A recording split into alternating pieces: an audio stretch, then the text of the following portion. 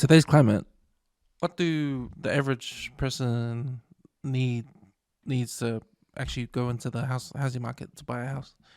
Like, What do they we're need? talking about 20% now. That was the Yeah, well, if it's a first home buyer, you can get away with 10%. yeah. 10%. So if it's an 800 grand house, you can get away with 80 grand deposit. And that's not necessarily that far fetched because, most people, if you've come out of university or they come out of school and they've worked for 4 or 5 years or more, that's how they've done 10 years under their belt. Most people are contributing to KiwiSaver.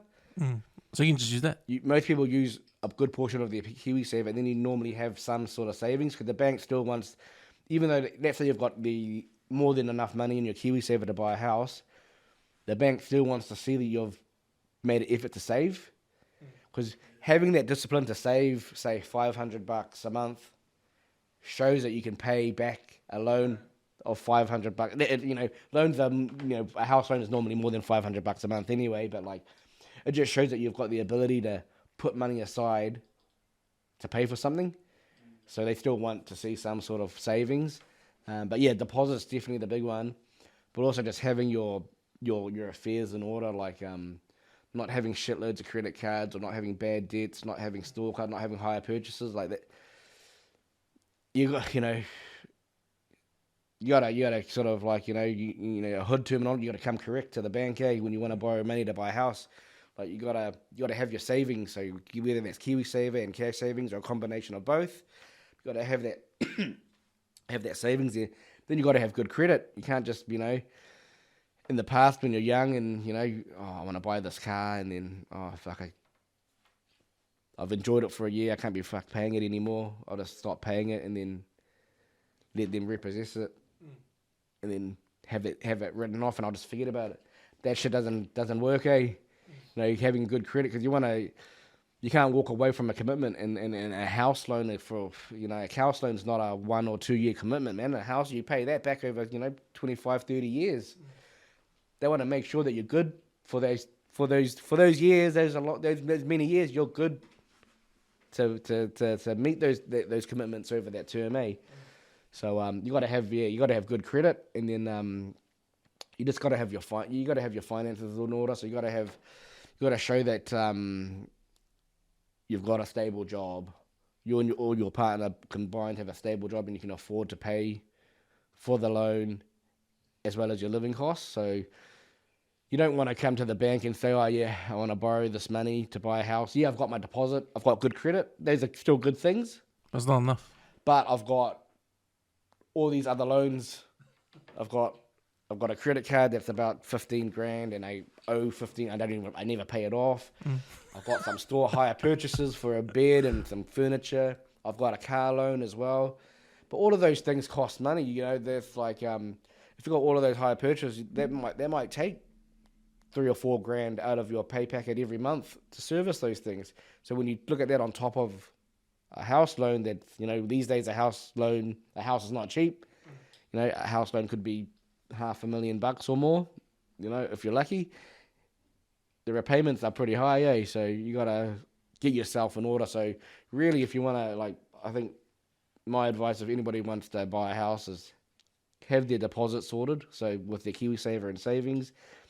Good steady job, good credit, but also have their finances so they don't have lots of short-term debts. Don't have any higher purchases. Have one credit card if you need it, but pay it off every month so it looks good, like you're not sitting in debt, and just show that you're good for it. That those sorts of things show that you're good for it.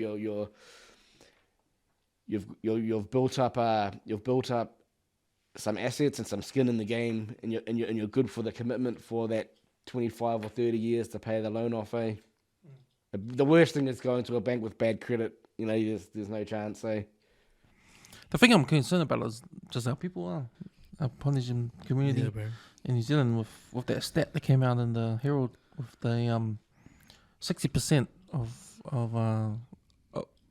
Pasifika are in renting. Yeah. Are renting, and 40% of Pasifika New Zealand are living in homes that are too small for their whole family. Overcrowding. Yeah. And it seems like we're just going through the motions. But then with the not understanding of the generational wealth.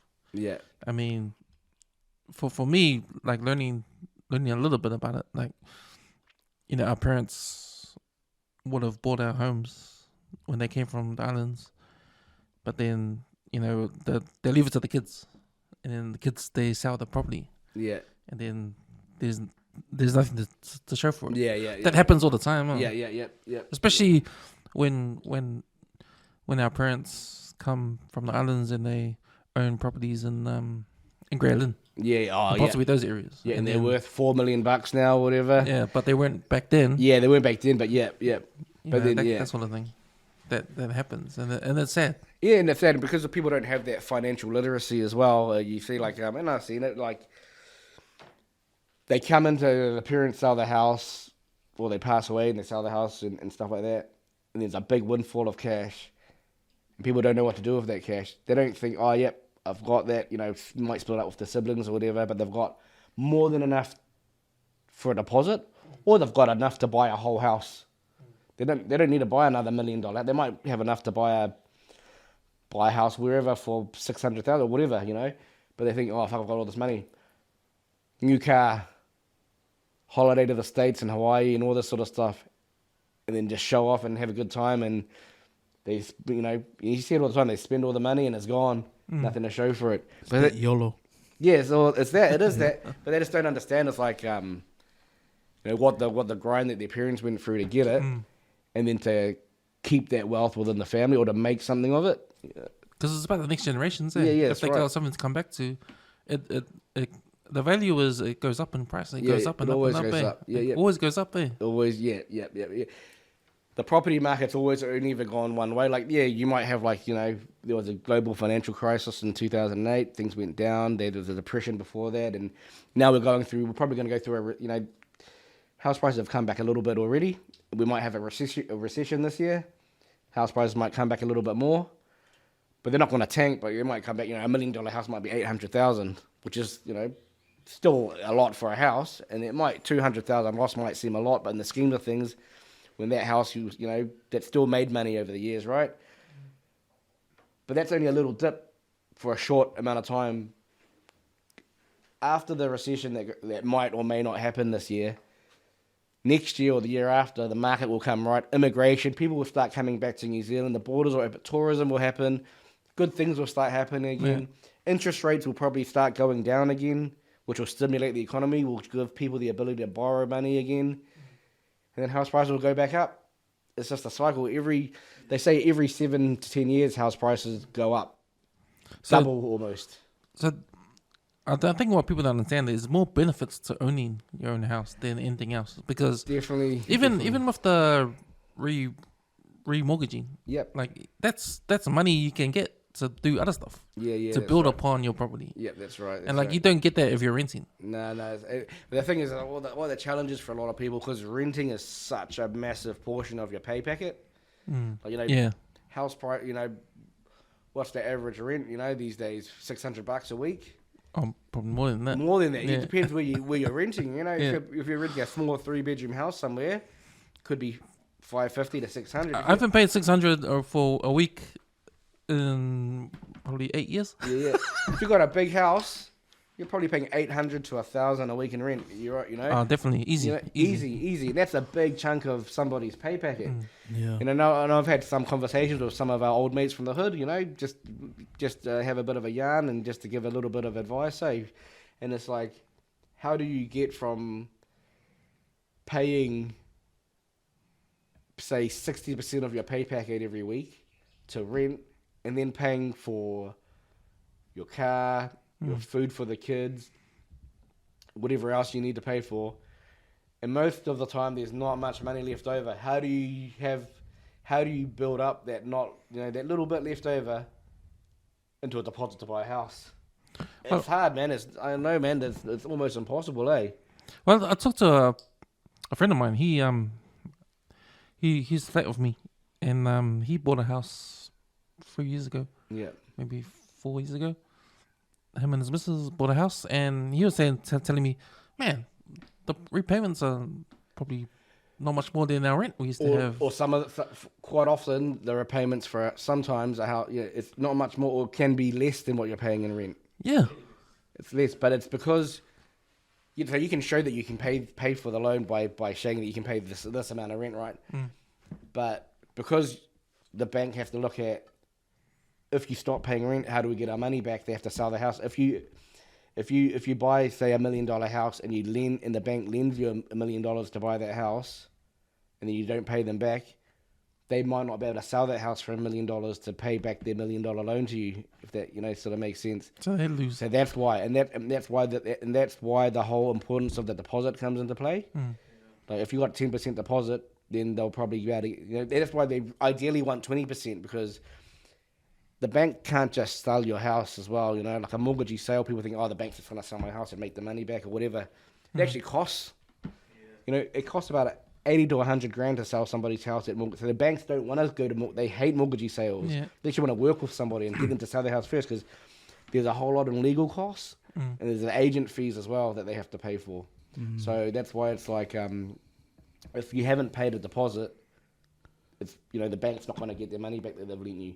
And it's like the bank hasn't made that money out of thin air. The bank, that money that they've lent you, they've borrowed it from somewhere as well. They're paying somebody else interest. So, With the 20% deposit, yeah, like that's for $1 million house. It's 200 grand. That's 200 grand. Yeah. It's a lot of money. It's a lot of money. Do you get clients that have collaborated with family members that have come in? Yeah, definitely. So there's I mean, I don't do, because I don't really do much. I don't really do home lending anymore. Yeah.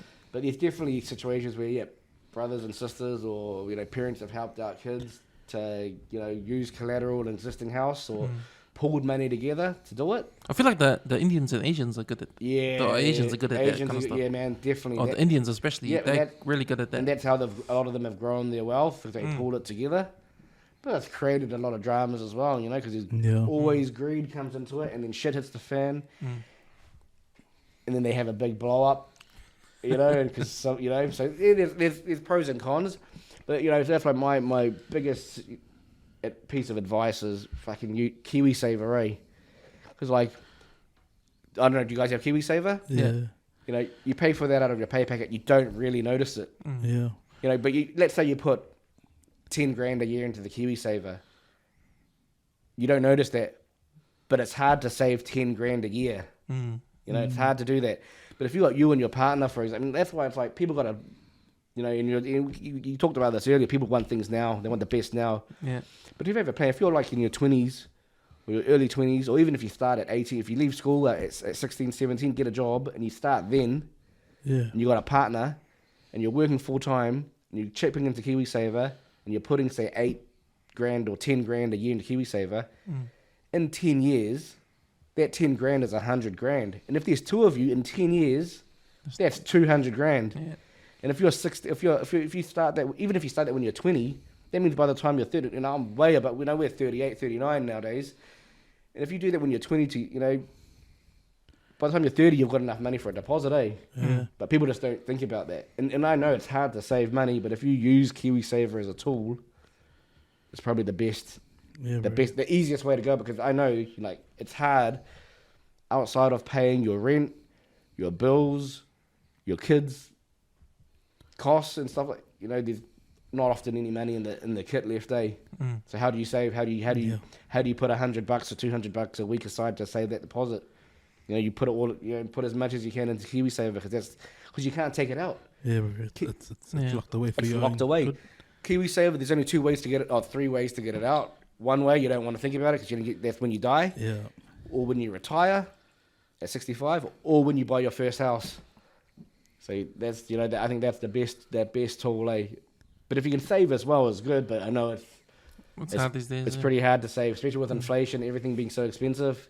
Gas prices being where they are, it's hard to save. But if you can chuck as much as you can in KiwiSaver, especially for the young fellas, eh? And it's you see a lot of people that come out of school, or even that don't know the situation, but they've never signed up to KiwiSaver.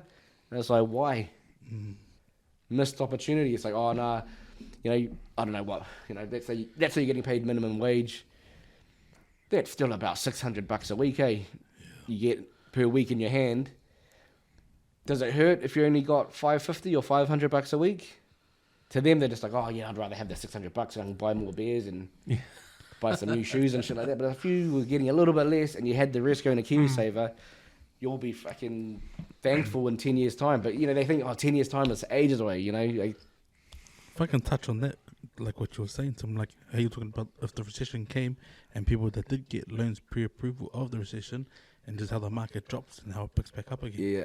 Like, one thing that we haven't spoken about, but I know this only because, you know, I know what it is to pay bills, is like people that invest and that are renting now and they have no idea, like, oh, you know, I gotta save for a deposit, or they haven't thought about KiwiSaver. You know, one thing that I know about houses, say you bought into the property game at 400,000, say 6 years from now, and we bought it at 400,000, whatever the house is made in that time against what you're paying, you would never save that amount of money. No what way. it's fucking gained. No and way. that's the biggest misconception that people don't see. Yeah. It's like, bro, you pretty much had a saving, but you didn't know because you still paid $450 a week. Yeah. Bro, but whatever you bought the house for, it ain't worth 400,000 now. Nah. Add the fucking rest of it onto what today's market is. That might be like 300,000, Yeah. even for some 500,000. You would never save 500,000 in your fucking lifetime. Nah, bro. that's But it. your house has done it for you without even knowing. Yeah, that's right. And like that's what people, like a lot of PI need to see. Yeah. Like, shit, the struggle you do now, if you think about the long game, is fucking something you would never imagine. Yeah, that's right. Until you actually sit down and crunch numbers. That's exactly right. But that stuff was in the Bible, the whole sacrifice. Yeah. Like, you know, when Joseph sacrificed his son on the thing for God and that's like sacrificing whatever you love for a better future. You know, and that's, people think, oh man, how can you sacrifice your own son? Nah, that's a metaphor to how to live life. Like, you gotta sacrifice your love for whatever, sacrifice that, because in the long run, whatever you sacrifice that for, it's gonna be good for you in the future. Yeah. Bigger, better. And you notice, I think, and a lot of us probably haven't seen it when we were growing up. We think everything was easy, but I think most of us would have seen. You know, our parents probably. We probably didn't see it. That's the problem. We haven't seen it. Yeah. But our parents probably struggled real hard. We just think, house prices were fucking cheap when they bought a house, so it's easy. But They it didn't was realize. expensive for them, eh? Well, the interest rates back then was 20% versus, we're saying 7% is a lot. 20% is a lot more. Yeah. The loan might have been 80 grand, or the house might have been 80 grand, or 30 or 40 grand, whatever. But their wages was probably only $100 a week. Yeah. You know, there's all relevant, eh? It's all different scales, you know. Like now, house prices are, 800, 900 or whatever, depending on the house. But most people are getting paid $8,000-9,000 a week. You know, it's like it's different.